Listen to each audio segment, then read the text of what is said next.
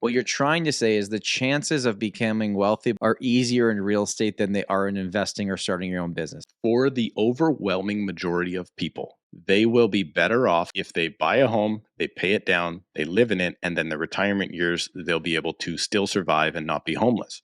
As opposed to the dream that I'm going to invest in this certain way and I'm going to get this much out of the S&P and that's going to pay for this and then I can Why afford to can't pay you do this much both? rent. Why can't you do both? You should do both.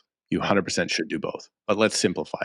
I'm a simple person. We need to stop the lies to people that you're going to become Warren Buffett with your investments. You're not.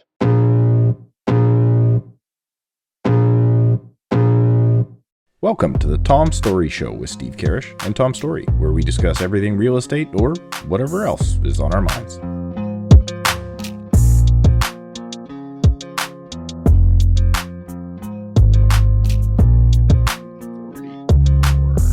This is coming out on November the 19th, right?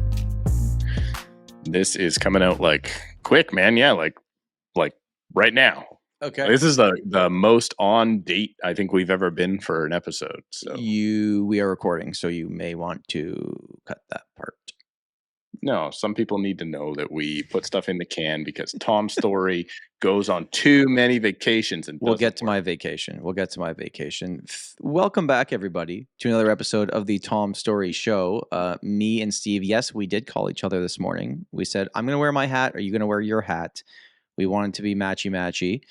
We appreciate you being here. If you're watching us on YouTube and you have not already, hit that like button and the subscribe button. We'd appreciate it if you did that. Steve, you got something to say? Yeah, I said, I'm going to wear my best hat. And you said, screw you. I'm going to wear my worst hat. So you're wearing your worst one. I'm wearing my Waddy way. Shout out Daryl Waddy. And just to keep it in the real estate family kicking butt here, I also brought Ray Estrella bought me this mug. And it's one of those, I've never actually seen the movie, but it's like one of those always be closing Yeah. things. You've I don't never even seen know. Glengarry Glen Ross? I've never seen it. All I know is something about coffee is for closers. So I have my coffee is for closers mug today. And I look like I should be in 100 Mile House, British Columbia. Can we, for the people that are listening, not watching, Steve has my mustache certainly ain't great. Yours is real creepy. It's coming down the sides a little bit. Yeah. Well, so this is the mistake people make with mustaches is they don't let them curl down enough. And then they end up that's a mistake? Yeah, you got to have them curled down a little bit. Otherwise, you end up looking French like Tom Storey does right I didn't get to shave the sides this morning, so it's not as creepy, and your camera quality is better than mine today. But mine's coming along. You look like you should be in a cafe in Paris, except for that silly hat you're wearing. Okay, but just for the listeners, Steve has a mustache. He basically looks like he just came back from like hunting elk or something. That's what 100 Mile House, I told you. Is that what they do in that area? Oh, it's what they do everywhere. Yeah, Quesnel, Williams Lake, Prince George, Vanderhoof. Let's do the whole tour of BC. I look like I am from further north in BC than I really am. Steve, I have a list of things that we are going to discuss today that I don't know how we're going to pack into an hour, but we're going to try. But I want to start with a few things. The first thing is that fixed rates haven't yet really started coming down, but the bond yields have on the 5-year. Do you anticipate that now soft landing? Or do you think, yeah, whatever, it's just, it's instead of a 6% rate, it's a 5.8% rate. Who cares? Move on. I have no idea. I'm more interested to find out if you fully locked in before the, have you locked in yet? Have you, because they started coming down. You were like, I think I'm going to sign my 3-year. And then like a day later, Nolan put out a video saying, don't sign a 3-year. And then the day later, the mortgage rates all started coming down for insured products, not for uninsured products. Which I have an uninsured product, so it wouldn't have really made a difference to me at the moment. I did, against Nolan's advice, take a 3-year fixed rate. Okay. I'm immediately regretting it. I actually think if I had any real, let's go back to Glengarry Glen Ross, right? It's like brass balls, right? That's part of that movie. It's not on the cup. Ray didn't put that part on the cup. You got to watch the movie. Anyways. I'm looking for it. Keep going. If I had any real conviction that I was going to be right this time, because I was so wrong last time, I probably would have taken just an open variable slightly higher because I do anticipate rates are going to come down next year. But I did a lump sum payment. I got the payment down. I know for the next 3 years what my mortgage is going to be. I'm okay with it. I can afford it. It's not over leveraging me. Yes, I could have shopped around a little bit more, blah, blah, blah, blah, blah, blah, blah. I'm fine with it. I'm fine with it. It says right missing. There. It says missing, and then it's got a couple of balls there. So is that what that is? Okay. Yeah, no, it's on there. All the swear words are on this cup. Thank you. Are they? Yeah. So I did. I locked into a 3-year fixed, but I also did a pay down for what I was allowed to do on my renewal. And interestingly enough, and this goes back to a lot of what we were talking about, but it was more of a hunch, is, I had a significant, because of the pay down and from my first year of the mortgage, I had gotten the amortization down a bit. They were very happy to just be like, do you want to go back to 30 years or do you want to stay where you are? So, and that's conversations people are having every single day, and that's not going to help you long term. Look at the amortization. Look how much more money it's going to cost you if you keep pushing it out. But these banks so you did or didn't push it out? I didn't. Oh, okay. You didn't push it out. But I could have easily done it. Well, because I did the lump sum, if I didn't do the lump sum, I maybe would have, but that wouldn't have made a difference. It'd be pushing it back a year. Like it wouldn't have changed much, right? So here's where I'm at so far in my short mortgage history. I won on my variable rate for 7 years. In the last 2 years of the variable, I really won. I have lost on my fixed rate. Well, I guess the variable that then, didn't look very good. Let's say I'm 7 years in the good and I'm 3 years in the bad. So I'm still coming out ahead, and that's my final answer. Thank you. I'm going to justify this in any way I possibly can to feel better about my decision. You want me to justify it? The first few properties I bought I think you should just be happy with what you did. Went so much up in value that I took the equity from them, bought the house I actually wanted. It helped me do all these things in my life. I have a certain level of financial freedom. By no means can I just not stop. Like I can't stop working, but I can. It's okay. Not with that mortgage. Not with that mortgage, yeah. But your house is beautiful too, by the way. Well, thank you. And again, it's not a huge house, but it's an area we really wanted to be, and all these things lined up. And the real estate market was very good to me for a long time, and it's okay.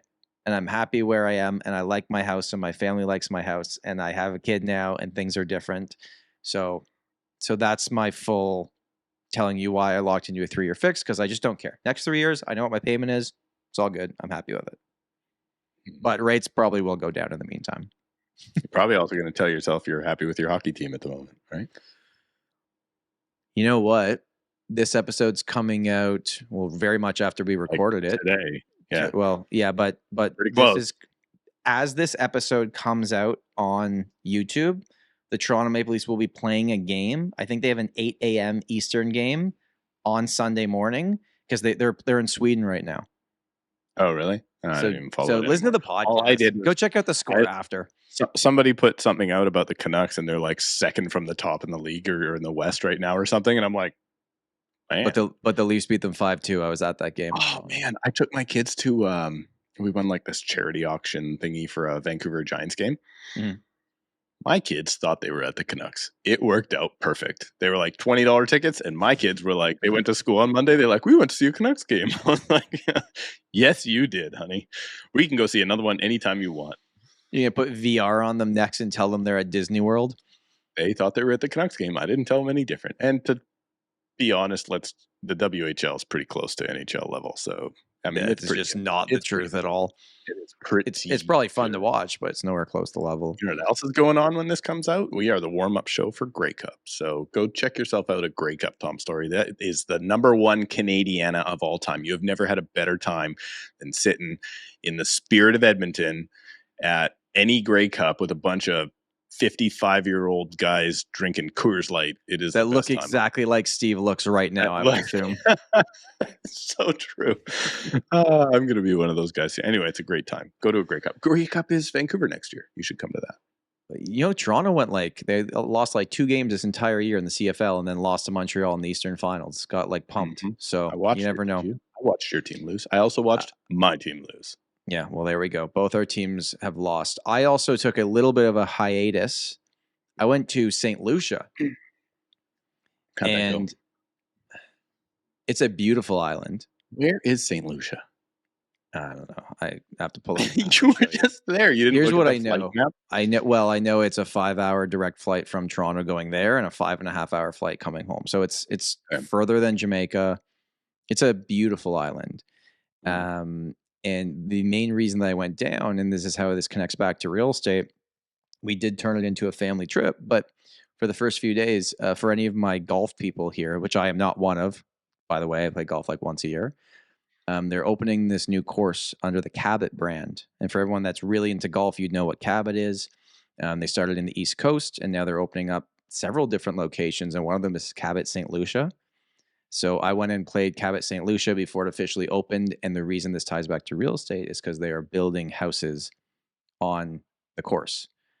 Beautiful luxury houses, and they wanted us to see what they looked like, and they look beautiful. And but this is not going to be an investment. This is like, oh, that's my third property, and this is big time money what these are going to cost. But they're, again, I'm not a golfer, but you're like hitting the ball over the ocean on every hole. It's like the most gorgeous thing ever.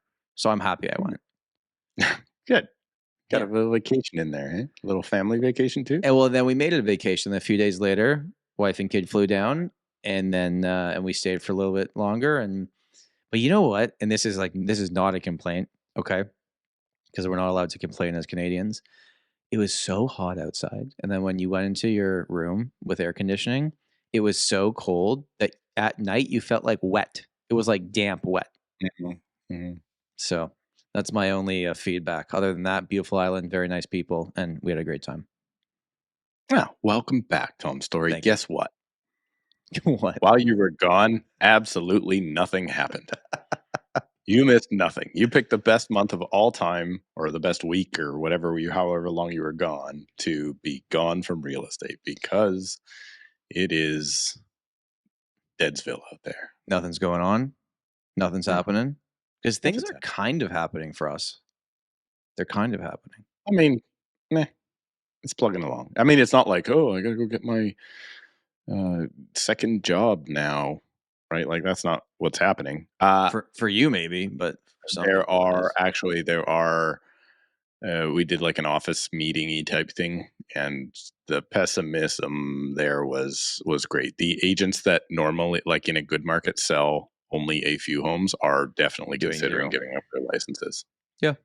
I mean, that's the market we're going to be in for at least the next 24 months, probably. In terms of sales volume, probably won't be as slow as it is right now, but sales volume wise, it's just going to be like that for a while. It's not going to change. What is going to go on, Tom Storey? Well, here's my thought, and I've slowly started to put together my 2024 real estate predictions for the city of Toronto. I'm not going to announce them on this show because I don't want to let you know I'm wrong yet. I'd rather find that out halfway through next year. But I'm looking at the numbers. I'm trying to figure out where things are at. And I would assume at some point I put out another video on my channel going over my 2023 predictions. It will probably be called something along the lines of I was wrong again. Because I was wrong. But we don't get to revise our predictions every quarter like every other bank and economist and every other place that puts out predictions. But I will say, so the inventory level in Toronto has actually slowly gone down from the high that we saw in September across most asset classes. Mm-hmm. And you've seen the similar. Yeah, it peaked. Yeah. Inventory has peaked for sure. But sales are above last year, lower than last month. We're just trudging along here, right? We got listings hitting the market, and people are booking their showings for the weekend. Like they're hitting on a Tuesday and like, I'll be there on Saturday because they know it'll still be available. Like they're not pushing through, right? Which is crazy because we actually still get. I mean, we went into multiple offers on something, although probably underpriced. We sold unconditional the other day for our buyer. Our buyer didn't get it. the wave of people wanting to go subject to sale is, it's just terrible. Because people don't realize the subject to sale thing, like when you're doing the numbers, you're probably going upwards of 10 or 15% in the wrong direction. Because you think you're going to get that 1.4 house, let's call it, for 1.3. And then you think you're going to sell your, let's call it a townhouse for 950, and it's really an 850. And then when you do the math, that 1.4 house sells for 145, and then you get your 850. You're $250,000 in the wrong direction from the math you thought you were going to get. So you have to, and not to mention the risk that comes along with, in this type of market, buying first, right? So that's why they didn't want to go subject to sale. But then you always ask those people, so you want to go subject to sale? Cool. Here's the problem with that. When your property comes to the market and you have two offers on your property, which one is subject to sale, one is not subject to sale, you're going to accept the subject to sale, right? And they're like, obviously not. And I'm like, yeah, so why are you going into multiple offers on this other property only to drive up its price, right? So we really, and it's not one person, it's most of our clients right now are looking at like, well, can't we do subject to sale? I'm like, you can try, but I don't think, one, you're realistic on the place you would want to buy is one of the ones that's going to go into multiple offers. Your place, you're still holding on to June peak numbers, which isn't here anymore. Mm-hmm. And you're about to make a bad decision if this all does work. And what are the chances that it does work is almost none. So having that conversation is really tough right now because, people have pride and they also have an idea of what they think they want to be able to do, and it's often not reality. Of the 58, is that where you're at for listings, 5,800? I think we're right around, I haven't checked today, but yeah, we're just coming off of 6,000.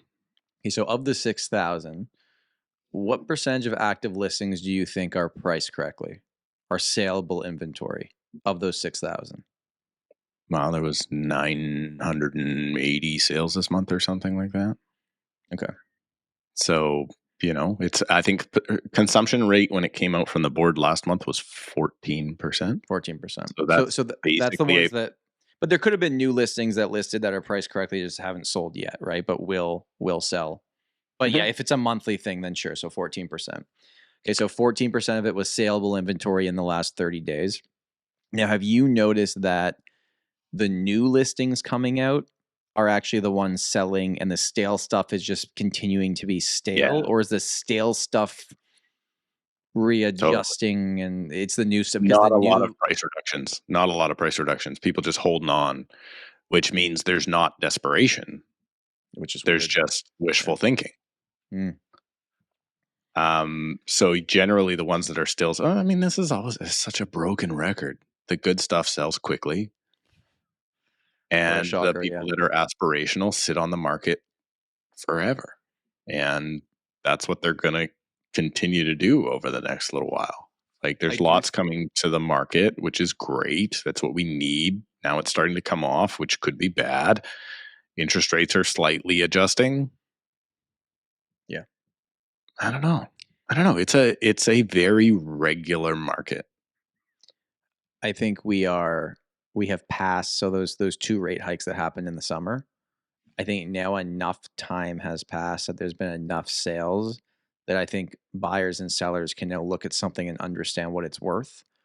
And I think for a few months after those two rate hikes, people didn't really know, because when sales volume is down so low, it's like, well, there was one sale on my street over there that happened 2 months ago. Well, what's my house worth?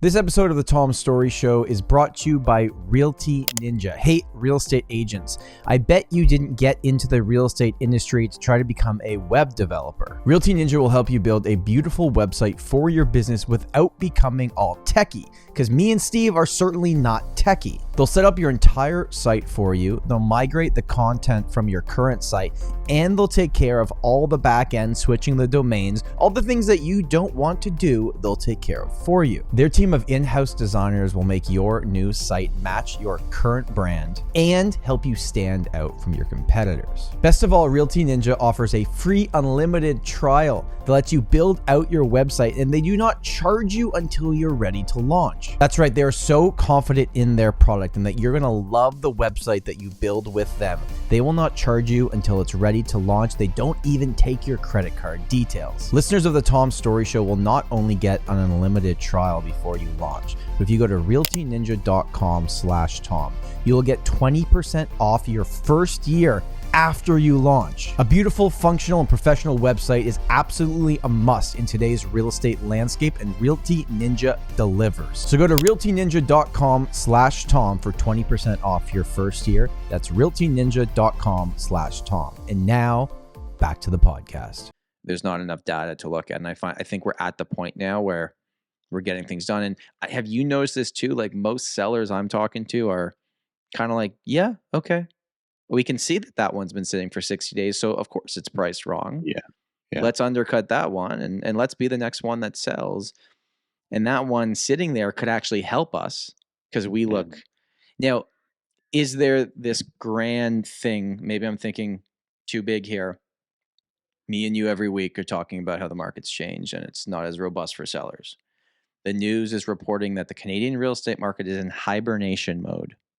Mm-hmm. Every other negative person online is saying the negative things that they say online, regardless of market conditions. The seller, potential seller, hears this and goes, well, actually, maybe this isn't a good time to sell. So you think everything being so negative is actually stopping more inventory from coming to the market? Oh, yeah. You think so? Oh, yeah. Yeah. The negativity in the market, right? People only want to sell when the prices are going up. Mhm. Motivation is low, though. I'm seeing like super low motivation by everybody.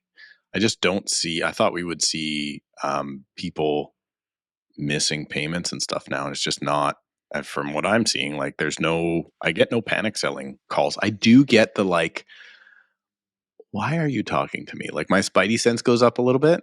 Yeah. But people are still able to recover. Because think about this, when something goes into, let's say it's going to go into foreclosure, there has to be negative equity there. So as soon as, if like nobody's going to, even if you, let's say you bought at the top of the market, you dumped in your 20%. If there's still your 20% in that home, let's say it's now 5% left, right? You lost 15%. Right. You still can sell and get out. Mhm. You just don't like it. You don't want You're not getting foreclosed. Right. Right? Your bit comes off the top first. The bank isn't taking the hit first. It's not like you get your 20% back. So as long as there's that buffer, and there's a huge buffer. Yeah. There's a massive buffer, except for maybe some people that bought with 5% down in February of 2022. So there's a lot of people being saved out of this market. I think though that most of the pain is that where we can't see it right now. And what I mean by that is it's properties not on MLS. Okay. It is mostly in my market, it's those condo assignments. It's not Condo on. assignments are stupid. Well, Condo assignments are regardless of stupid, you Tom think Storey. they're stupid or not, they are only selling if they're taking a massive loss these days. And the new condo launches coming out is funny. We had a presentation on a brokerage. Sean Hildebrand from Urban Nation, who's phenomenal, by the way, did this presentation. And he was showing like in, I think it was, Q3 of this year, the top condo project, the top 10 launches first for what actually sold, percentage of sales. Yeah. And number 10 on the list was like 6% sold and made the top 10 list. So here's what's happening. Developers aren't launching because their projects aren't selling out right away. See it there you go, likes my little thumb. How did that happen I again? have no idea. Thumbs up, Tom Storey. Investors are not buying at the same rate that they were before, right? Some projects that have launched and sold will be canceled. It's already started to happen. More will happen, right? Because the environment's not very good right now. But it's interesting, and he was showing just basically like it's it is crazy how low in which that we are developing these new properties and bringing them to the market. And at this point, it's like, well, what are you going to do? Because the developers don't want to sell. They're not going to make any money. People aren't buying. The numbers don't make sense. They're not going to cash flow. 54% of investors right now for condos are negative cash flow, and on and on and on and on. And all these things that we know. If immigration numbers are even half of what they are right now, in 10 years, we are screwed. We are screwed. Yeah. I think we're screwed in 3 years.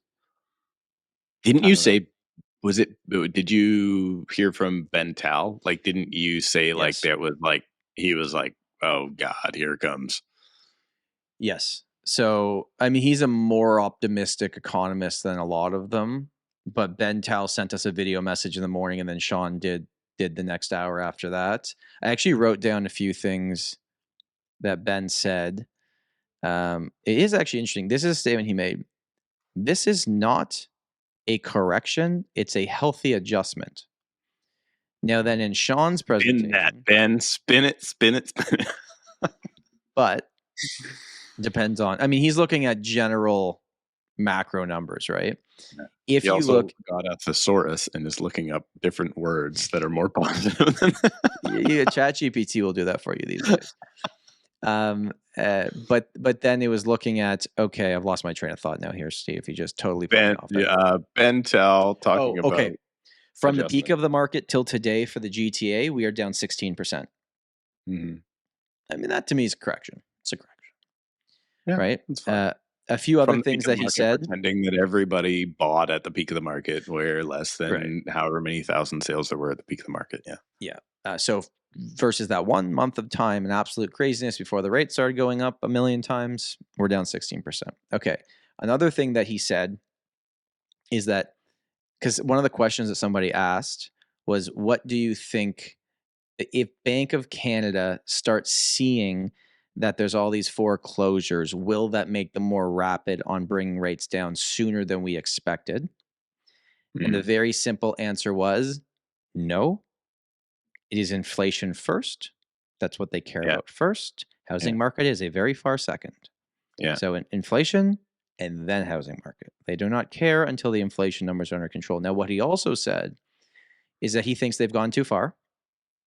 Okay. Which I guess historically they do in both directions, right? Yeah. Yeah. And that the first cut won't come when inflation's at 2%. They might actually do it before that, but they might have to see 2.5% for a little bit of time. Mm-hmm. And they'll start cutting before it fully gets to that bottom. So that's coming from the chief economist of CIBC, what he thinks. And it was just a super interesting way of looking at things. And he thinks that June or July 2024 is the first 25-point cut going downwards. He believes that they are done. Okay, so I wish I would have taken a picture of it. I was at a presentation. I saw a slide, and it went backwards. So they took all of the 5 major banks, and they took their interest rate predictions for the end. So that question was, and it was the same question every time, what do you think the overnight rate will be at the end of 2023? So let's call it a month from now. Okay.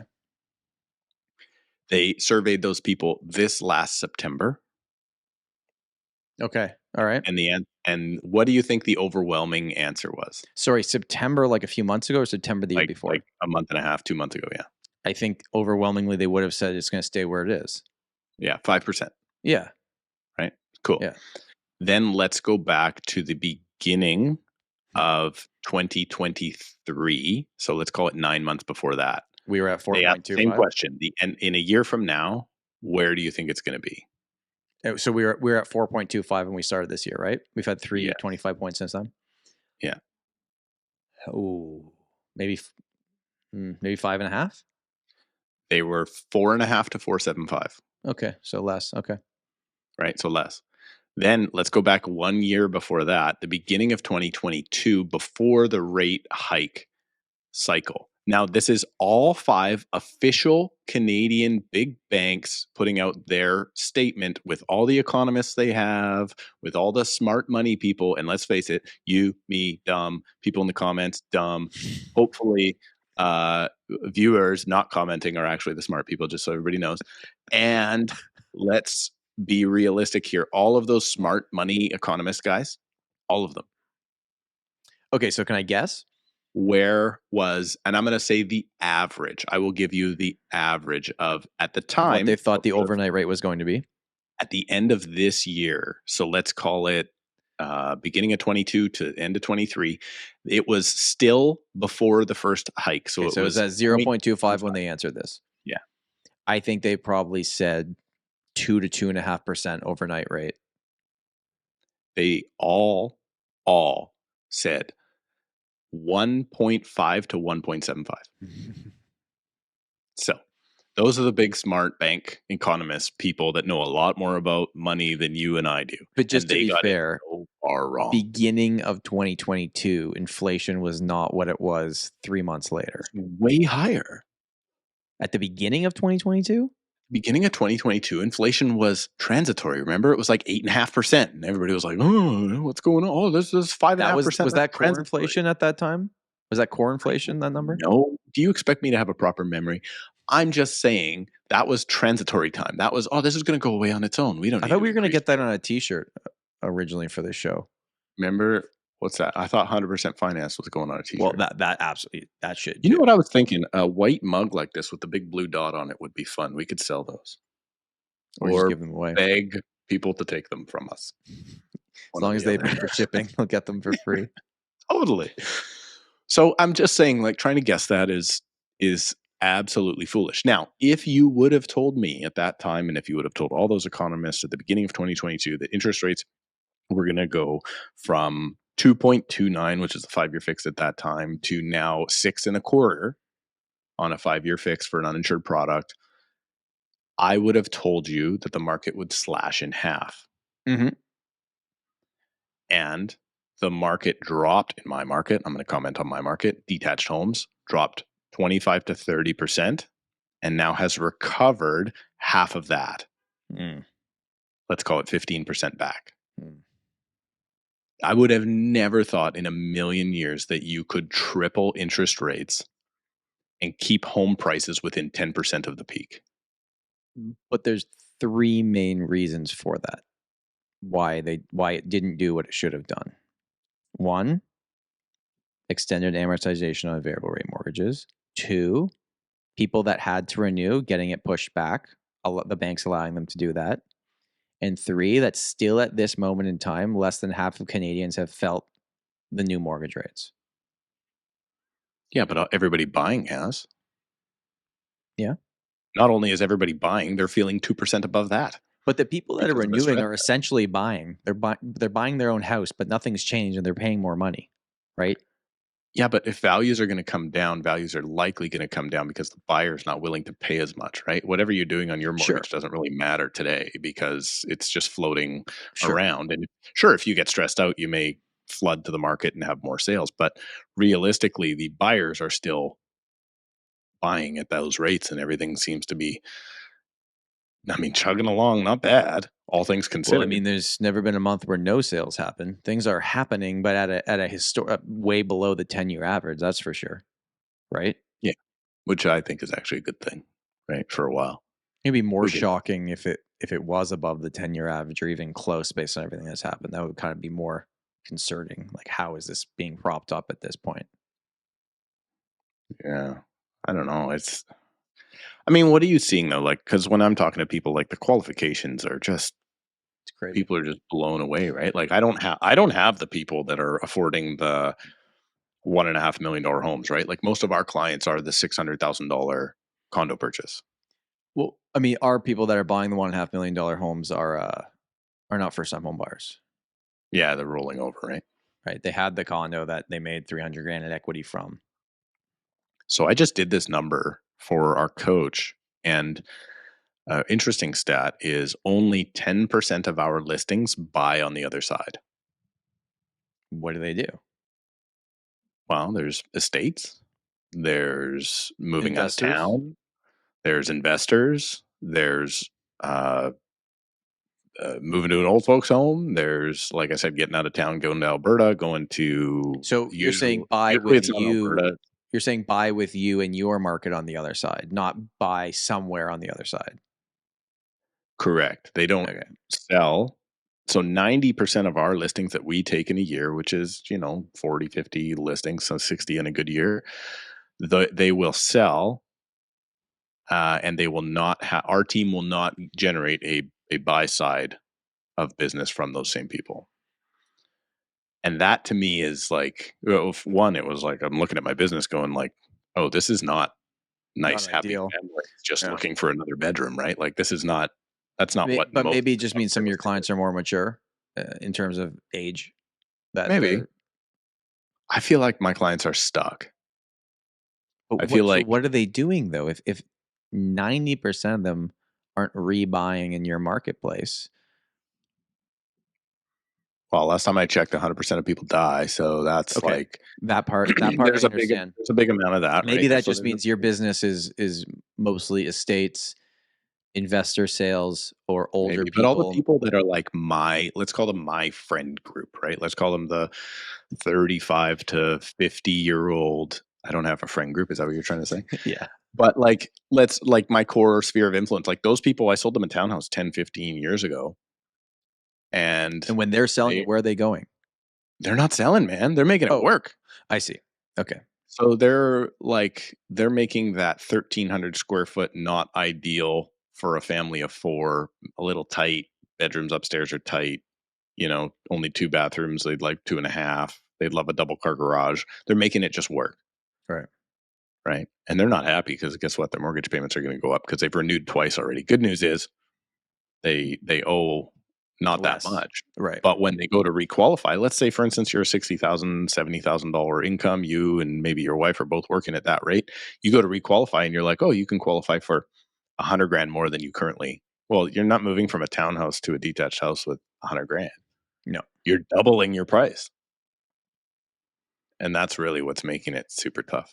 So, Okay. So there's 2 big things that have happened that we haven't had an opportunity to discuss.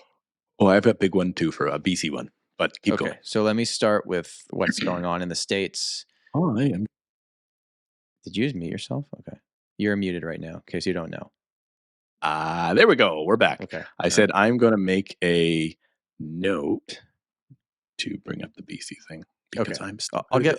I'll get right to it. We'll do this and we'll get right to it. I have Dory's memory, so keep going. All right. So Cole's notes here.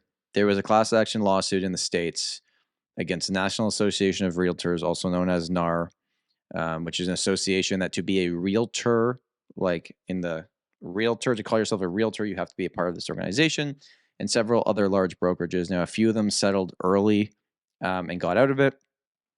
I think a lot of people thought like, oh, this case is pretty weak because the case was essentially that there was a collusion in some way to keep commissions high. And the main issue was the way that the seller, I know you're shaking your head, but listen, Steve, they won. So we have to acknowledge that they won, and then we'll go to what this means in the future. So they won that case, and everyone that's saying, well, the contract is clear, that wasn't the case. The case was just the industry in general was finding ways to keep the commissions higher by making sure that the seller has to pay commissions. I know you're shaking your head, but let's just get to it. Okay. Now, Steve, the damages awarded were over $1.5 billion, okay, to this class action. This was just in one state. The jury took 2 hours, and by the way, I'm paraphrasing from Byron Lazine because he did a great job reporting on this from BAM. Go check it out if you want to see. He did a live stream right after they announced it. Really, really good. They took 2 hours and 28 minutes to make their decision unanimously. Okay, so their minds were made up. Now, we can go in any direction we want to go with this. Okay, either they were right, we're in the real estate industry, so whatever Tom and Steve say is going to be biased about this. The best take I've seen on this is this. And this comes directly from Jared James. Have you seen Jared speak before? No idea who that is. He's a real estate coach in the States. Okay. Anyway, so he came out and said, like, yes, you can all have your opinions about this lawsuit, but it has taught us one thing. Who you hire matters. The plaintiffs spent a lot of money on the top lawyers they could get, And I think the real estate industry, NAR included with everybody else in there, was their defense was like, guys, this is common sense. Look at the contract. We're not doing anything to collude anything. But we're kind of like, again, I wasn't in the courtroom. They're like dismissive in a way that, like, listen, just use your common sense. Like this, there's no way that this is what's happening. And they probably had their own, attorneys that obviously didn't do a good enough job arguing their case. And if you put anything from anybody in the hands of 8 people or however big the jury was to make a decision, anything could happen. What was interesting is his takeaway from all this is who you hire matters. So you can hire anybody you want. You can hire a realtor that charges basically nothing. You can charge a realtor that hires has a flat fee. You can hire a full service realtor. But who you hire matters. And I thought like that was the biggest takeaway. Now, that was one state. Since that lawsuit was won by the plaintiffs, 49 other states. There's a lot more lawsuits. And there was one in Canada in 2019 that could pick up steam again. We'll report on this when we think there's something more to say. I think it was the wrong decision in the way that there was never a training I was ever a part of that told us how to keep our commissions high. That's rarely ever talked about. Nothing to do with keeping commissions high, though, Tom. That was all tossed. But that's the Canadian one. In the States, the outcome, if you look it up, was that the real estate world and NAR colluded to keep commissions high. That's what they won on. I would have to read it. My understanding is the seller does not feel like they should have to pay for the buyer's representation. Yes. Yeah. So what they're saying is the buyer should pay for their own representation. Fine. Right? So that's basically what they won on. Now, even though it was all outlined, now here's the part that I can't even see how a group of 12 people could not understand this. I'm assuming there was 12 jurors. Well, because the argument made by the plaintiff was better than the one made by the defendant. That's the reason.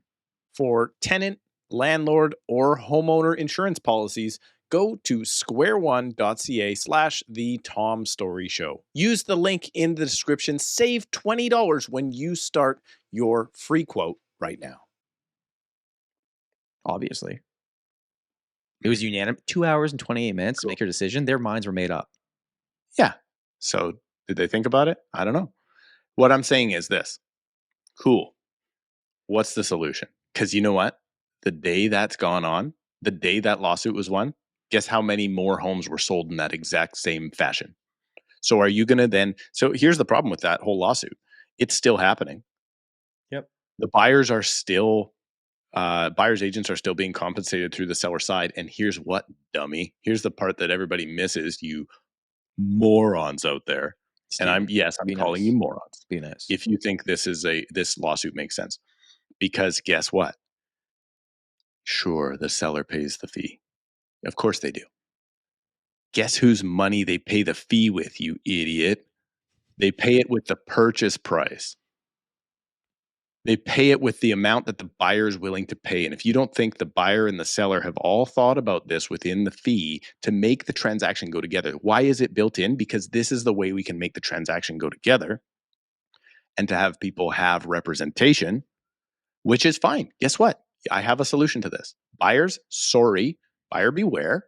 You're on your own. Write your own deals. No more buyer agency for anybody ever. That's the solution. That's the path that this could lead to, which is we take away representation from.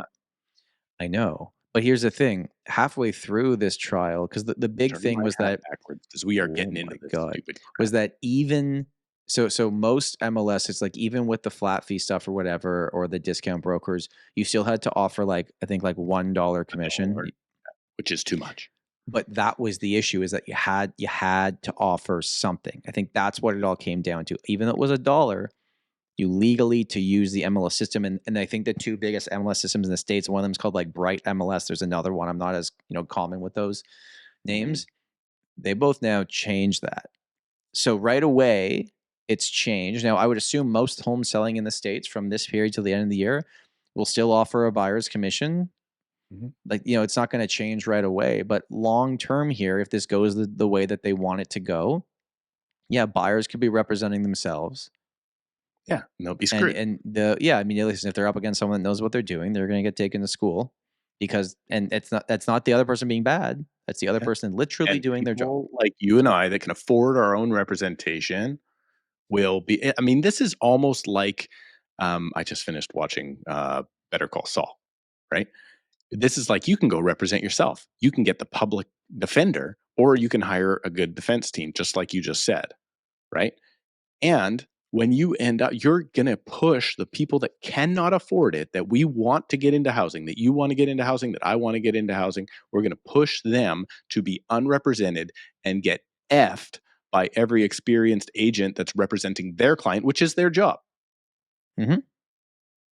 So we are going to make the poorer poorer, and we're going to take away the advantages that the current system has. The current system is not perfect. But what the current system does is it promotes fairness, and it helps finance the representation. Right. And what they're looking at, okay, so cool, you made that decision. You made that decision in a vacuum, and you did not say, is this still the best system? Because the answer is yes, currently it is still the best system. So if you just go, eating meat is bad, you're like, okay, cool, I'm going to eat no meat. Cool, now I have no vitamin B12 in my system. Now I'm going to die of malnutrition. Steve So, only like, eats elk now. I mean, I look like I only eat elk today. But like, this is a stupid decision because it is the best system, right? People are like, oh, capitalism is terrible. Sure, capitalism's terrible. Communism better? Not so far. Well, not when you compare it to that. Yeah. Not so far. So, you know what? It's the best system we currently have, and it's just so short-sighted. It's like saying, okay, let's prove a problem with democracy, and then as a result of democracy, let's just get rid of it. Because that one problem in democracy, get out of here. It's a stupid, short-sighted thing. I'll tell you, man, this is not the first we've heard of it. There will continue to be more news and updates on this, and we will report on it when there is something worth talking about. But this was a day in history in the real estate world that will be remembered, and we're going to see now how this plays out for everything else moving forward. And the public doesn't know, and the public doesn't care, and they'll only end up getting screwed in the future. And some of the public will know, but the solution to it is destroying the MLS. Taking down the MLS, we just take it down, and then we pump all the money into sites like REW, Zillow, all those sites. We advertise our properties on our own, and the buyers are on their own. Right? That's the answer to fixing the problem, and it's a stupid answer because now. And I'm going to ask a question for you because I was just a part of a BCREA focus group on buyer agency and making buyer agency mandatory, which I'm not necessarily, man, I got mixed thoughts on it. That would be another full hour. But my understanding is that RICO, where you are, just is implementing now designated agency. Correct. So we have a new, it's called TRESA, which is our new governing. It's coming into effect officially on December the 1st. We're still doing full trainings on it at our brokerage to make sure that everybody's up to speed. We've been reviewing the new documents with our team. I couldn't go through it with you right now. I haven't looked at that in depth, but that's something that we will have figured out very soon. But yeah, it's going to be very, very, very clear, if it was not already, when you were signing a document, exactly what you were signing. But do you know, and this is, I just got this out of I haven't been following this at all, but so BC changed to designated agency a while back. So what happened was we had brokerage agency. So if you bought with Macdonald Realty Delta and another agent not associated to me brought the buyer to my listing, we would still be limited dual agency. You sure if they're at the same brokerage? We remove if they're at the same brokerage. Okay. So what BC did is they removed that and they called it designated agency. So now my team is limited dual agency only. And then they removed that, by the way. So if indeed BC or if indeed Ontario is doing designated agency, you will have removal of limited dual agency very shortly. And I was just on a call with a Montreal realtor last week, and that's what Quebec is doing, I think, as soon as now. I think it's actually already in play. We're all moving in that same direction. We always copy what BC does. Just takes some time. BC does, because we really fixed the housing affordability issue here. Let me tell you, did we ever fix it? So how is that going to happen? Is this your BC story? Is this your BC story? I will be in a sec. But how can you have? So you have let's Not call with the it. outcome that this lawsuit would then put us in a position. So, There'd be but too- here's the thing. So the lawsuit says you can't enforce this.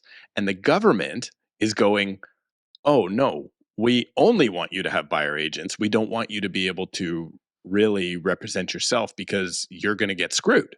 So you've got the courts saying, nope, screw the buyer. And then you have the government going, wait, the buyer's 50% of the population. We should probably protect them. Mm. Right? Nobody's talking. Left hand's not talking to the right.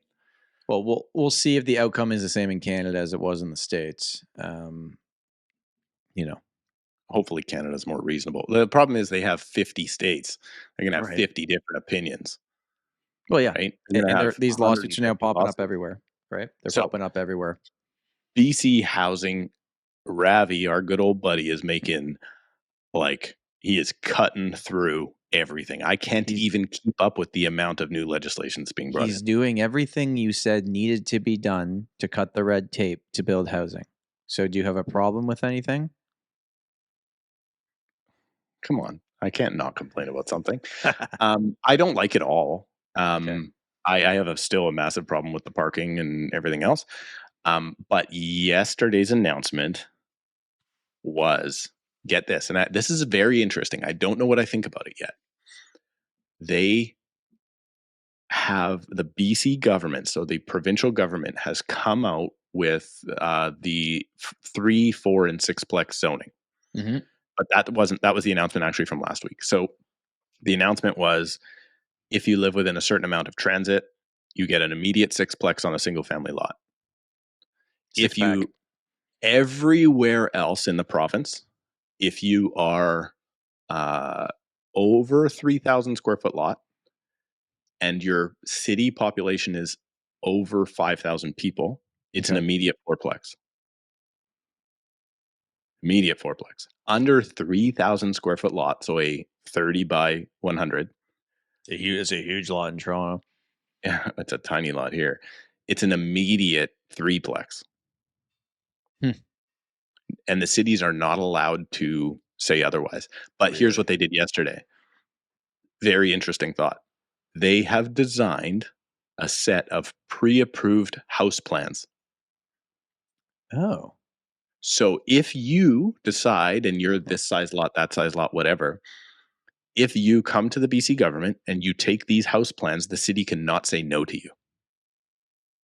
You know what? Shout out to Ravi for actually doing something. You might not like everything he's doing. I hate it. Yeah, he should switch political parties. But he's not just talk. He's doing it. He's doing it. There is something to be done. Now, I think this is going to destroy our neighborhoods. The Canada that I grew up in, the 7,000 square foot, Steve, it's all gone. Like the Canadian dream within. Well, what you believed was the Canadian dream is gone. Yes. What your version of it was. In the 90s is now toast. 100% it's gone. But it is interesting. Now, again, parking issues, all that stuff. Well, and also but who's just going to magically build a 6-plex on their lot? Like this, it's not going to happen right away. Some people will, but in the city of Surrey, where we have such a large individual building community, I think it's going to happen quicker than you think. Now, this is all like, here's the announcement. It's in law probably now or next week or whenever. The cities have 6 months to comply. 7 months maybe. And then it's something like this will actually take effect like a year and a half from now, let's call it. But isn't that cool? Like, okay, so for instance, if I fit this, I can go to the city. Now here's where things change. How cool do you think those building plans are going to be? Oh, probably not architectural. Because if you're building, it's going to be boring. If you're building, oh no, they're going to be boring and blasé, and they're going to look like crap and whatever. And they're also going to likely be very equal. Yes. So what I think is better, rather than a 4-plex. So they actually showed pictures like, it's a 4-plex, like all in a cube together on top of each other, all these different options, like coach home in the back, whatever. So they have a big variety of them. But if I'm thinking about like what I would like, they're not prescribed. Right? Like I was just thinking about this. How cool would it be? Garages in the front. a small apartment behind Well, that you on can the still ground apply floor. to build that, right? It's just going to take a little You bit can, longer. right? Yeah. So 2 townhouses and then like on the top floor, maybe a 3rd floor or a 4th floor, a full like kind of But would rancher you? style, But you're not going to right? knock down your house and build that. No. But I would totally. Here's where I think my future could be. Okay. If I want to stay in the Lower Mainland, I want my kids in the Lower Mainland. You buy I a may lot. buy a lot. I may Yeah. build this. I may build enough for both my kids. And this is obviously a dream. It's never going to really happen because my kids won't want to live with me. But like, you maybe put each one of your kids in each side of like a townhouse. You have an apartment down below for extra income. You have me on top because that's where I always should be, just like living up on the king of the castle. But like, I wouldn't all trust one you on the level, top bunk. I don't know. maybe with an elevator, whatever it is, right? Like, but anyway, that's besides the point. What happens now is you go, okay, I have one of these. I can go to the province, and if I like this building plan, it's just approved. I don't have to go through any variances. I don't have to go through a darn thing. Problem is, I don't know who's going to Here's where I need to jump in here. You tell me if this is me being a NIMBY, okay? There is a house. My parking is at a laneway at the back, okay? Mhm. There is a laneway house directly across from me, and right beside it, they're building a new laneway house right now. Great. Yeah. Great. Okay. I'm driving home yesterday from work. It gets dark at like 5 p.m. now. Your back alley's dark, by I'm the way. pulling into my alleyway, and I see this big ass cement truck pouring cement, fully blocking the entire alleyway. Like, okay, whatever. They had to do that. And then I peeked around the corner. One of the construction workers parked in my parking spot. Didn't ask. And I was like, you need to move your car. This is where I live. He's like, I can't move my car because the cement truck's plugged in over there and we're halfway through a job. I'm like, you parked in my parking spot. You didn't just block my parking spot. You parked in my spot. And I was trying to be like reasonable. I was like, where do you live? When you drive home tonight after your day of work, what if my car's just parked in your parking spot and I say I'm not moving it? How would you feel? So it's like, I was very frustrated. I was like, you're way too nice. Yes, I did say that. I said it, and I'm more hot about it now, saying it again. In the moment, I was like, how would you like it if you showed up at home tonight and I was parked in your parking spot in your house? You didn't ask me. You didn't come knock on my door. My wife was home today. You could have asked us permission. You said nothing. So I said, I'm going to go park my car over there. I don't have a permit for the street because I park back here. If I get a parking ticket, I'm going to come give it to you. And then I walk out later and I just look at him. I'm like, hey, time to move. No sorry. No nothing. Yeah. So that pissed me off. You're becoming you're like great, gonna right? graduate into an old man. I know. You're like a blooming old man right now, just coming out just a little bit out of the top of the rosebud there. Listen, here's what you're gonna do, and you're gonna look like a NIMBY. Right, you're gonna go now buy on Amazon. You'll probably buy it on Amazon rather than go to Canadian Tire like a good Canadian. But you're gonna go buy like private parking signs and put them on that big huge fence you got. You're gonna let it be known that no, this is my parking. Can I tell you what I had a conversation yesterday? So we drove up to the cottage last night, and we parked one car in the back. We have one car on the street with a permit. I said to my wife, I'm like, let's move your car into the back tomorrow, just because I don't want them to think they can park there again, even if we could leave it on the street. So anyway, I'm shocked you just don't park in your regular spots anyway. But anyway, yeah, it was. Anyways, I don't know, man. It was. So that's the thing. So here's the thing. All this building's going to happen. It's going to be great, but your neighbors are not going to like it. But who cares? Because so this is the first time actually I've ever found myself on the other side of the argument. And it's not the person's fault for building the laneway house. That will be good long term for housing in Toronto. Although if you see what laneway house rent for in Toronto, it ain't affordable housing. But does that laneway house have a garage underneath and then it's on top of the house? Yes. Or yes. Okay. Yes. Yeah. At least they keep the parking. Yeah, they kept the parking. But that's the other thing they're doing, right? Like they're starting to let. I think they did this in Edmonton. They're starting to let the developers decide whether or not they're going to have parking or not, and they're going to let the market decide whether or not they can sell units with parking or not parking. This episode of the Tom Storey Show is sponsored by Karrasch Real Properties. Here's the deal. if you're moving to Fraser Valley, oh my God. Here's the deal. Okay, let's see if you can at least get this right, Tom, because you've screwed it up so many times before. Fraser? Say it with me. Fraser. Fraser Valley. Fraser. Okay, Yep, Fraser. pick it up from there. Fraser Valley. Fraser Valley. Fraser. No. Fraser. Fraser Valley. Rick Just Razor. say Surrey.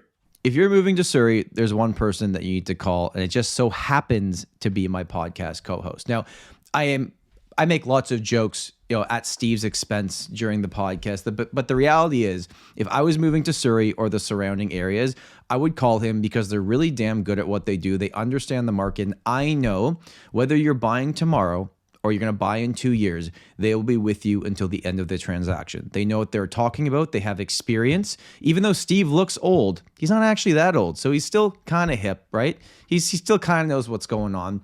But I have personally referred my clients when they're moving out there to Steve and his team, and they've always done an amazing job and rolled out the red carpet for them.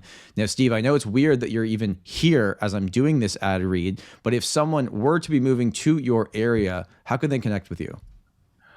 Super simple. You can go into the show notes, book a call with me right now using the link in the description of this show. Pick a time that works best for you. Set up a call, either a buyer consultation, a seller consultation, or Tom Storey's line. If you just want to have a chat about real estate, you can do that too using the link in the description below. Yeah. And I know from personal experience with my clients, connecting with Steve, is that it's a no pressure situation. You're just going to be educated. And when you're ready to make that decision, they'll be there to guide you through it. Also, if you are a real estate agent that listens to our show and you have clients moving out to the West Coast of Canada, connect with Steve first and see if they can be of assistance. You can go into the first link in the description and book that call with Steve directly as well. Thank you. And now back to the show. Wait, Tom, you forgot one thing. This communication is not intended to cause or induce breach of any agency agreement. Existing agency agreement? I think I got it right. Well, I know here it would all be no parking if they could. They could choose, yeah.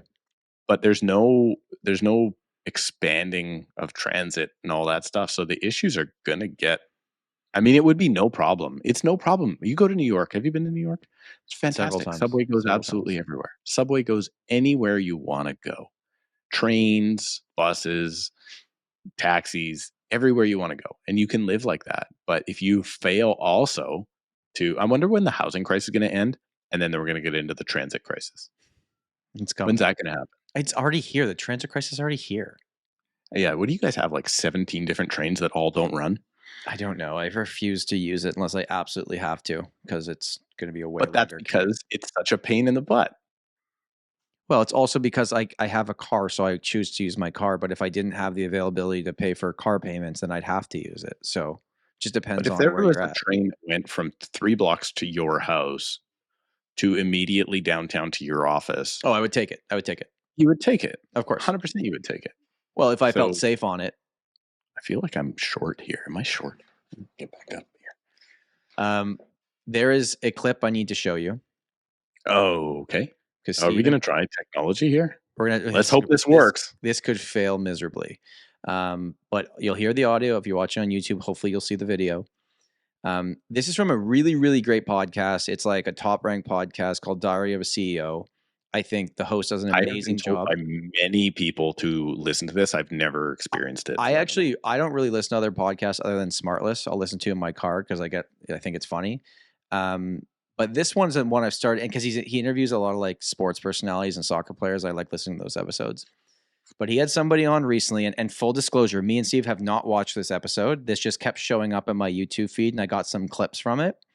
And he had someone on talking about basically if you buy a house because you think it's a good investment, well, you're an idiot. But let's see what he said. If we just think about investing, then in terms of is buying a house a good financial investment?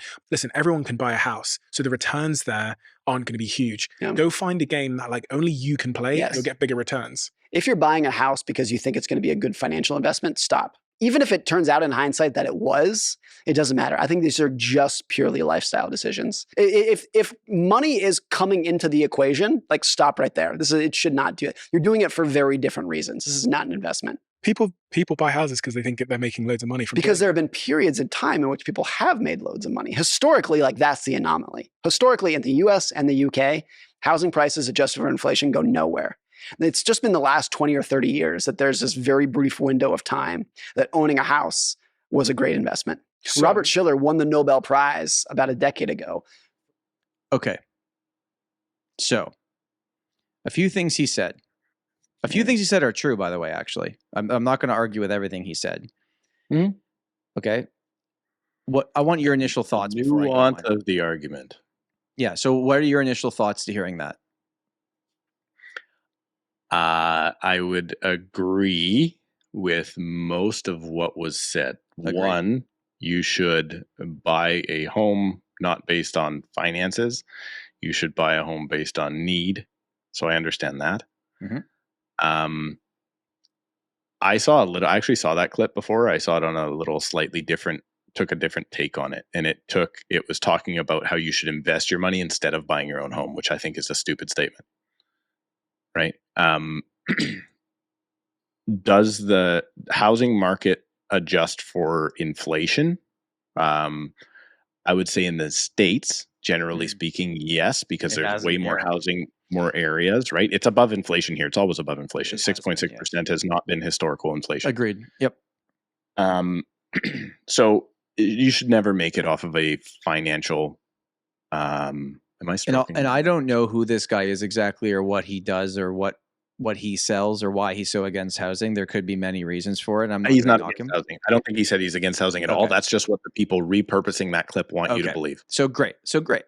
Now here's the one. The only thing, because actually, I think most people think we would disagree with that. I don't disagree with most of what he said there. The only thing I think is funny is it's basically like saying he's like housing's not a good investment other than the last 30 years. It's never been a good investment other than the last 30 years. It's like basically saying the Patriots were not a good football team other than that time when they won 6 Super Bowls in 10 years. But let's just forget about that. Yeah. It's like, well, But that's also BS, because when I look back at, but who cares about the price going up if you pay down your mortgage and then you own an asset and then you can. So that may be just his market and his Right. experience, but for my market and my experience, that statement that housing only went up in the last 20 years or 30 years or whatever it is not a true. lie. It is just simply not true. So the city Well, of Vancouver. he didn't say Canada, to be fair. He said UK and US. He did. Correct. So, but our audience, I mean, I don't think his audience is watching too much of us here. So let's say, for instance, that like there's a lot of people that say, well, from let's call it 1980, whatever, 1, 2, whatever, interest rates have come down, and that's why house prices have gone up. Cool. Let me tell you this story. Not incorrect. At the rate they've gone up at. Now, let me finish Tom's story. I know your name's on the show, but I'm hot today. My grandfather, I don't know what year it was. I want to say, let's say 1960. Let's use the year. It's within 2 years on either side of that. Bought a house in Vancouver, in Shaughnessy, which is one of the nicest areas. And he bought that house for, I want to say, $28,000, $28,500, something like that. If you're a hardcore listener of this show, you know Steve's about to say he lived in the basement and rented out the upstairs, but I don't think that's where you're going with this. That's not where I'm going with it. It is true. His family lived downstairs because housing was expensive. Then he rented out the upstairs 2 floors. But let's not talk about that now. What he did, though, is he sold that property in the very early 80s. Okay. So by that logic, it should only go up 2% inflation per was, year, 3%, whatever inflation was. I don't know what inflation was. Maybe I'm talking out of my ass right now. He sold that house for over $200,000. Right? Mm-hmm. So it went up better part, let's call it 9 or 10 times from 60 to 80. Right. In value. Now, because you sent me that clip earlier and you said, hey, I want to talk about this, I looked up that street. Okay. Now, the active listings on his block where he lived are $6 million listings right now. Well, that's where he's 6 million, not the same houses were 6 million, but probably the land, and then they built new houses on that property, right? I don't know. Some of them are old houses still, like 100-year-old. I mean, 6 5,000, 6,000, 7,000 square foot lots in Shaughnessy in Vancouver is like, it's some of the best, right? But and NIMBYism even goes back to back then. I'll tell you another story about the Lionsgate Bridge sometime. But so they did. Now, the growth that they've seen, obviously, yes, it's been inflated, but to say that real estate doesn't go up over time and it's not a great investment. Now, here's where I wanted to go with this, because when you sent me that, you actually originally sent me that off of another channel, because that's been clipped up quite a bit now. I've seen it too. And it was that channel was trying to say you should invest your money rather than buy a house. Mhm. That is where we need to stop the lies to people that you're going to become Warren Buffett with your investments. You're not. You're also not going to invest in your business and become Elon Musk. Let's say Elon Musk can become Elon Musk. Wayne Gretzky can become Wayne Gretzky. The other rest of us are sitting here and we quit House League at 13 years old, right?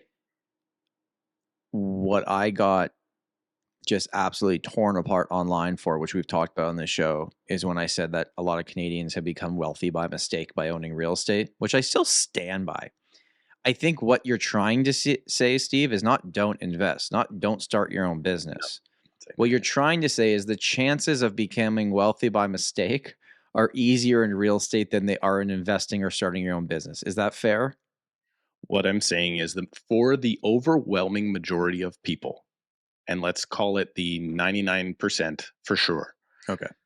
they will be better off when they retire if they buy a home, they pay it down, they live in it, and then the retirement years, they'll be able to still survive and not be homeless. As opposed to the dream that I'm going to invest in this certain way and I'm going to get this much out of the S&P and that's going to pay for this, and then I can Why afford to can't pay you do this much both? rent. Why can't you do both? You should do both. You 100% should do both. But let's simplify. I'm a simple person. Pay down your house. It will be worth X amount. That is the easiest path, and is the path that will not let you end up being screwed in the future when we do end up with, let's look at my retirement.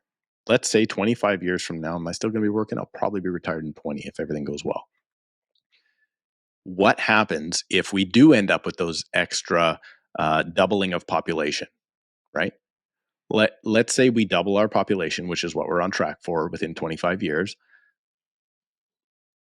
What happens to rent when I need to pay rent there with my S&P 500 money?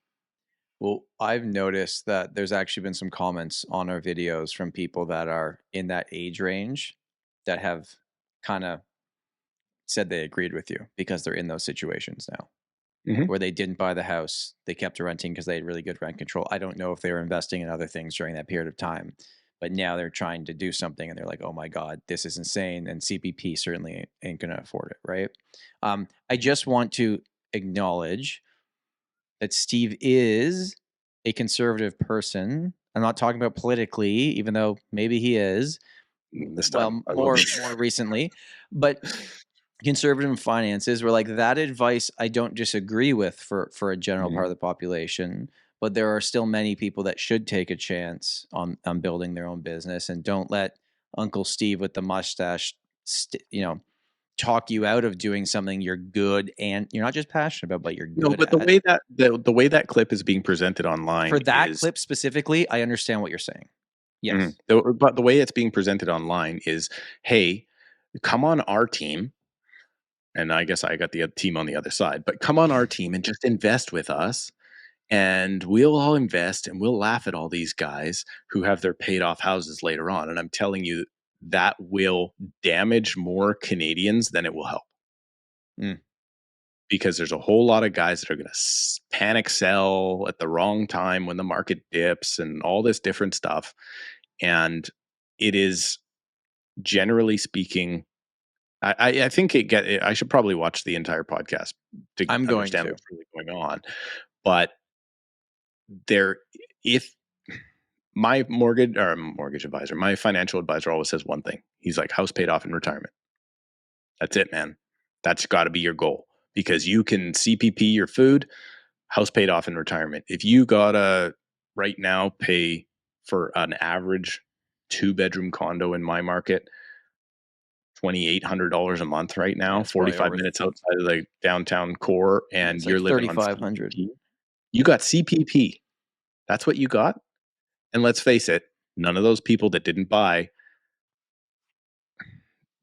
let's not kid ourselves. They're not sitting on $4 million worth of S&P right now.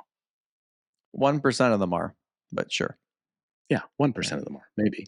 But they're not. They're not sitting on that. So let's just riled stop up in a bunch of different ways today. So here's the recap of today's episode. St. Lucia I has want a to nice say one more thing. I want to say one more thing. Fine. Show me. Prove me wrong. Who? Anyone. Prove me wrong. Show me that, let's say, for instance, anyone I know that's over 65 right now that bought a home in the 80s, they're fine. Now show me the flood of people who rented since the 80s and their net worths. Show me. I don't think many people would argue with you on that. Exactly my point. Stop trying to think you're Elon Musk. You're not. Okay. Well, real estate commissions. Hairline, man. Don't worry about it, Steve. You look great. Going away. It's coming down. Real estate commissions. It's coming to your mustache. St. Lucia's beautiful. St. Lucia's beautiful. Real estate commissions may be changing. I certainly cannot golf. You can get a 6-pack in BC, but it's not what you think. Ravi's changing all the rules around and he's cutting red tape, but people might be parking in your parking spots and they're not going to care about it. And you're going to have to deal with that. And you're going to become a slight NIMBY, even though you don't want to become that. And don't buy a house only if you think it's going to go up in value. That I would 100% agree with totally agree with that statement. Thank you for watching. Thank you for listening. We will see you next week. Bye.